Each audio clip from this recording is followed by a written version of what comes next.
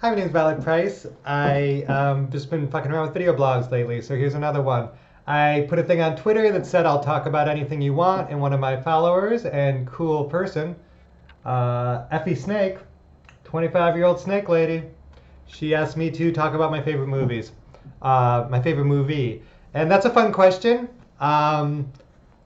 I have a lot of favorite movies. It's kind of everyone does, right? But I mean, Cosmopolis is one of my favorite movies, which no one in the whole world likes except me, and I accept that. um, Trainspotting is like kind of a boring choice, but I feel like it's been. I feel like it used to be a boring choice, but now it's kind of like a classic. I don't know. Trainspotting is fucking a perfect movie every time I watch it. I had a Boogie Nights phase that was my favorite movie at some point. Now I think the porn thing's a little less transgressive, to say the least. But I mean, it's a classic. But I think I'm going to say my favorite movie for this video is a movie called Dashcam that came out this year, starring Annie Hardy, who is somebody that I really have. I really like that movie. I really like that movie. I really like Annie Hardy. If you haven't seen it, it's sort of it's a horror movie shot on phones, and it's shot by Rob Savage, who did Host, which was a big hit, and I think he did Boogeyman, which is in theories. He did Boogeyman, which is in theaters right now, and he's a really cool director. I got to meet him a couple times. He was seemed like a cool guy. Although I don't know, I didn't get to know him well, and it seems like Annie's been writing a lot of songs about how he wasn't very nice. So maybe we hate him. I don't know. Um, Not my, you know. I only met him once, so all I know is her beautiful songs. If you don't know Annie Hardy, she's a musician, podcaster, artist, unique personality, streamer, and movie star now. She starred in and the movie was by Blumhouse. It's available streaming on Hulu, and I give it 5 stars and recommend it. Even if even if you don't like horror movies, it's not a typical horror movie. And even if you don't think you'd like it, I think it's an interesting movie to talk about. It's like a real event movie. I wish I could have seen it in a black theater when it came out, which is the best way to see any horror movies, especially ones starring people you know. And full disclosure, Annie Hardy is featured in my movie, and it's one of the best things, if not the best thing I've ever shot. She's such a talent to work with, and it was such an honor to work with her. And she was so kind. She brought everyone on set flowers. You know what I mean? She's one of those types of people. And also, side note, politically, I find a lot of her views vile, and I think she finds a lot of things about me vile. So we have a complicated relationship, which I can talk about in another video if you're interested. But yeah, that's my friend Annie.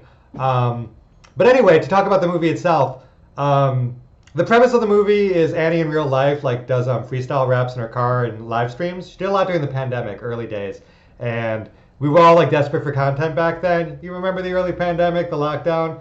And I would find myself just like flicking on her thing, and when she just drive around in her car when she was doing chores and do freestyles, and it was just kind of like a fun thing to toss on. Like, she's a very creative freestyler. I mean, I think she's a very creative person, especially when she's talking, which a lot of her work involves. I'm a talker too, so I want to do a podcast with her. Hopefully one day we will. We've never done one. Wink. That was just for me. You gotta love yourself. You gotta give yourself little gifts sometimes in your videos. But anyway, Dashcam was amazing because oh yeah, the movie starts. She's rapping in her car, and then basically, I'll pitch it a different way. Although rapping in her car is a fun part of the movie and just a fucking cool thing to do. But it's basically the first half of the movie. It's about like a Karen who's like an anti-vaxxer and a more exaggerated, wild, like Karen-y version of based loosely on herself, but she herself is nice and the character is bad, which a lot of people on Twitter didn't understand. People think movies are real, and even though she played a vile character, people in real life started treating her vile, and I really empathize with her for that. It seems like a rough thing. I could see doing that with my life, where you play someone who's bad, and then people think that the character is you. But anyway, the movie itself, the first half of the movie is a Karen who's an anti-vaxxer fucking with people over masks, and the second half of the movie is a demon hunting and killing her and torturing her, and you kind of like sort of hate her in the first half, and you see her get hers in the second half. It's a simple movie. The entire movie was improvised, which is insane to me. You would never know that because it's like, the first time I saw it, I couldn't breathe. I was laughing so hard.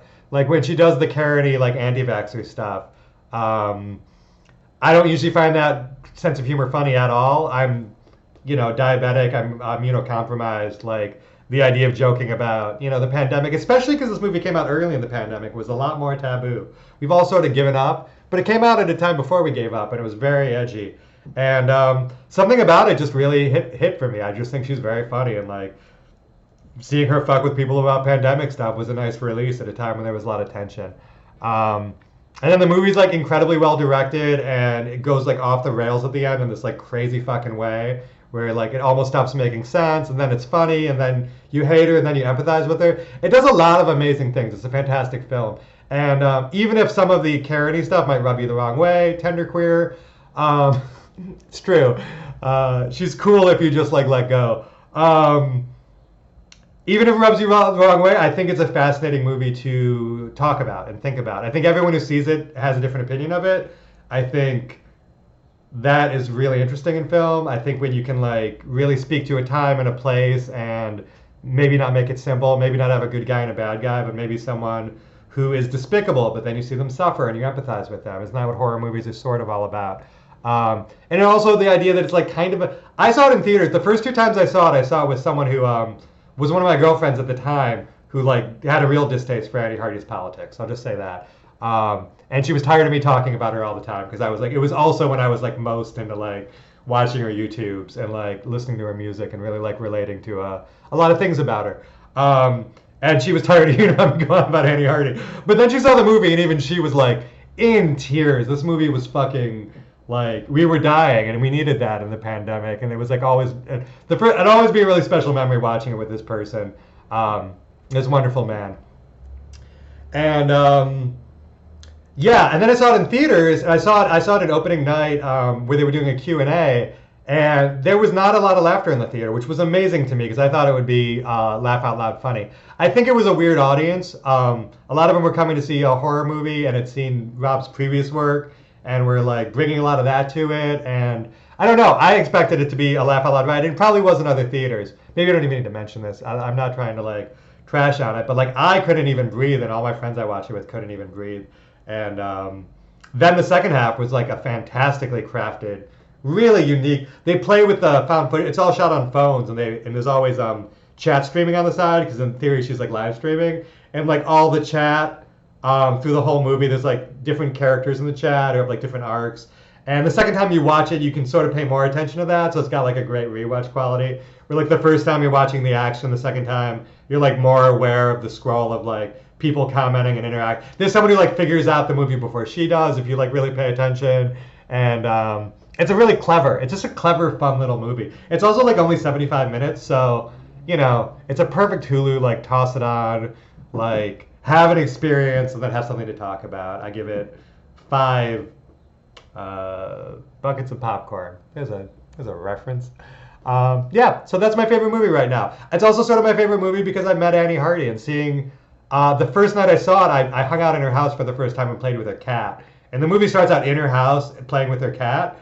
And it was a very, like, to see a Hollywood film, like, on a big screen that, like, you were in the house of, like, hours before. I know that's, like, a very, like, I'm the only person who gets to see the movie that way. But for me, that was a very cool way to be drawn into a movie. Like, it's very intimate. To be like, oh, this is Annie's house is like, I don't know. That was how many people like get to see a movie where like the first scene is their house, you know what I mean? Or their friend's house or whatever. And getting to see Annie do her thing, like she improvised the whole fucking movie. She was a genius. She also improvised my movie too, which is a poster for her right over here. Yeah, anyway, that's my quick little 10-minute video on why Dashcam is my favorite movie right now. And if you haven't seen it, it's on Hulu. Thank you very much, and shout out Effie Snake. Thank you for the fun little question. I always enjoy your tweets and ads. Violet Price, thank you very much.